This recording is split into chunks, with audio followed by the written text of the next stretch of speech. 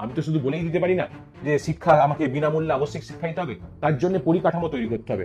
পরিকাঠামোর প্রথম উন্নয়ন যেটা হয়েছিল সেটা হচ্ছে প্রতি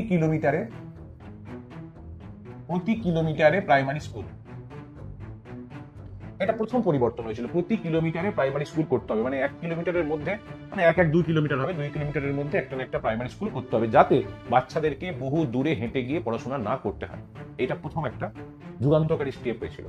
এবং তার সঙ্গে তো অনেক কিছু ছিল, পরিকাঠামোগত উন্নয়নের জন্য ছিল, যেখানে পিছিয়ে পড়া এলাকা সেখানে সেই ভাষায় শিক্ষা দেওয়ার জন্য সেই ভাষার কিছু টিচার নিয়োগ করা, এটা একটা ব্যাপার ছিল। তোমরা এখনো দেখবে বিভিন্ন স্কুলে, অন্যান্য চাকরিতে কি হয়, অন্যান্য চাকরিতে আমার টোটাল 100টা সিট আছে, তার মধ্যে এতগুলো জেনারেল, এত এসসি, এত এসটি, এত ওবিসি, এত আমার ইডব্লিউএস, এত পিএইচ, এইভাবে একটা ক্যাটেগরি ভাগ করা হয়, দিয়ে তাদেরকে বিভিন্ন জায়গায় ছড়িয়ে ছিটিয়ে দেওয়া হয়, মানে সবাই সেন্ট্রালি হয়ে গেল।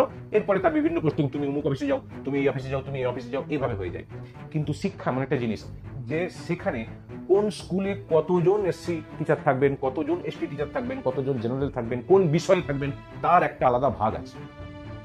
ঠিক, তার আলাদা ভাগ আছে। এটাকে 100 পয়েন্ট রোস্টার বলা হয়। 100 পয়েন্ট রোস্টার মেনে নিয়োগ করতে হয়। যে আমার স্কুলে দেখা যাচ্ছে পপুলেশন অনেক বেশি শিডিউল ট্রাইব আছে, যারা অন্য ভাষায় কথা বলে, সেখানে আমি শহর থেকে খুব সুটেড বুটেড একজন টিচারকে নিয়ে চলে এলাম, সে বাচ্চাদেরকে এসে এক্সাম্পল দিচ্ছে, রেফ্রিজারেটরের ভেতরে এটা রয়েছে, ওটা রয়েছে, সেটা রয়েছে। সে বাচ্চারা জীবনে কখনো রেফ্রিজারেটর দেখেইনি, তাকে বলছে রেফ্রিজারেটরের মধ্যে এটা রয়েছে, ওইটা রয়েছে, সেটা রয়েছে। তো ফলে কি হচ্ছে, টিচারও ভালো, স্টুডেন্টও ভালো, কিন্তু টিচার আর স্টুডেন্টের মধ্যে সেই বন্ডিংটা তৈরি হয়নি। সেই কারণেই নিয়ম ছিল যে প্রতি কিলোমিটারে যেমন স্কুল তৈরি করতে হবে, সেরকম সেই ভাষা জানে বা সেই স্থানীয় এলাকার টিচারকে সেখানে নিয়োগ করতে হবে, এরকম একটা প্রভিশন কিন্তু তৈরি হলো।